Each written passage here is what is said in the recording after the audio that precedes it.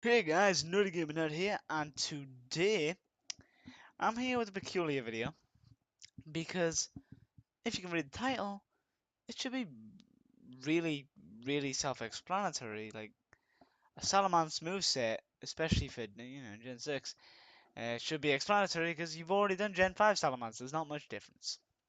So, and as you can see, I haven't even set it up because we're gonna go through it. So, what's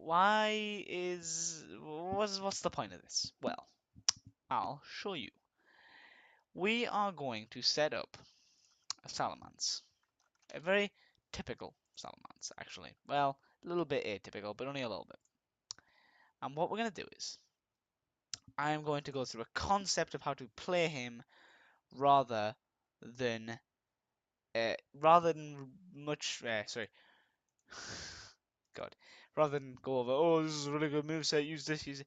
No, uh, this is this is about how you play him, and the moves are particular to this because it's just the ones that I use. Okay, so looking at the Salamence setup, it's not brilliant, but it's not bad.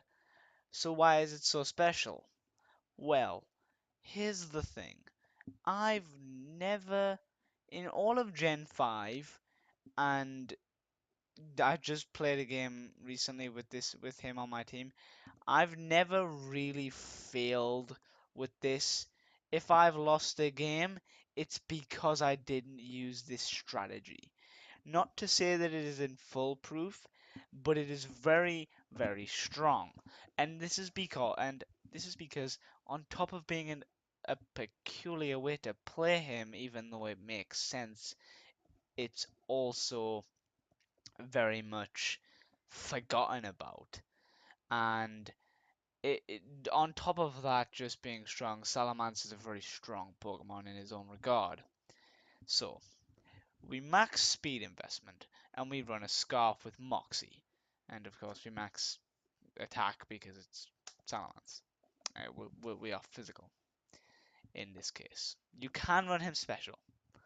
I just suggest physical because Moxie. Now, this is really because Moxie is actually key to what is happening. You use Salamence as a sweeper. That's his job, to sweep. So, why not actually sweep with him? Why not sweep the floor? Wait, dust has to be on the floor before you can sweep it. The dust in this case being the slither of health that the enemies have. You use Salamence last. He is your last Pokemon that you send out in any battle. Only use him last. That's the only thing you have to do. You use him last. And this is a variety of moves that branch out fairly well. Dragon, Earthquake being ground, so if they don't have any flying types, you're pretty set there. Fire, which that one is arguably the weakest here, and Psychic. This one could be swapped out for Brick Break, or Body Slam, or even Return instead of Body Slam. Uh, I use Fire Fang, just in case I come up against grass types, which is obviously not very uncommon. It's very common, basically, is the best way to say God.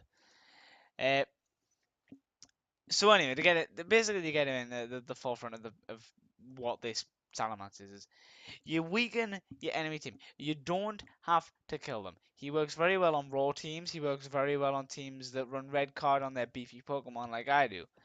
And there's no way for me to set this up and say he's the best on this team because he can work on loads of teams. It's just what team does he work on? So you put him in teams that can already deal good damage without him. Don't make him your damage dealer. He is there for if there is 6 Pokemon, and I've done this, 6 Pokemon on your enemy's team that are all fairly weak. It can be anything but from 70 or 80 health to 10. Yeah, and rocks are still up. Rocks could be down, but if rocks are still up, then even more so you're really good for this, because sturdy won't be a problem. You're down to Salamence, it's your last Pokemon. Your enemy has 6 Pokemon up. So what do? You send out Salamence and use, and assuming that he doesn't. Assuming he has flying type Pokemon, you're probably gonna want to use Dragon Claw, maybe Zen Headbutt, and with Stab and the pretty good stats, if it's on half health or even just a little bit more, you can probably one-shot that thing. It's really, especially if it's, even if it, as long as it doesn't have resistances to Dragon.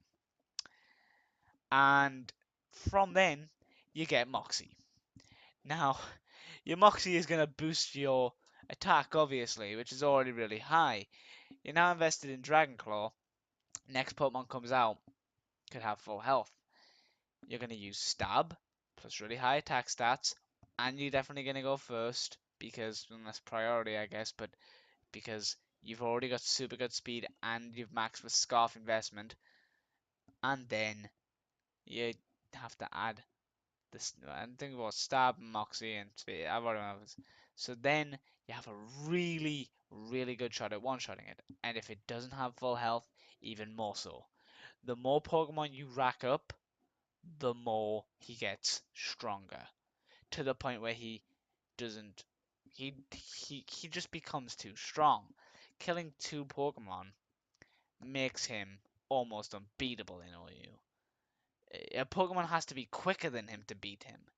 The way you run this, they're not. He gets his strength, he gets his strong attack of the fact that his moves aren't gonna miss because they're not missable moves except for Zen Headbutt, which is on 90%, because they're fairly low. They're not like 100, 120 damage moves. They're like 80 and 90s and 100 on EQ, but even 65 on Fire Fang if I remember. So, which is 95, that's really ridiculous.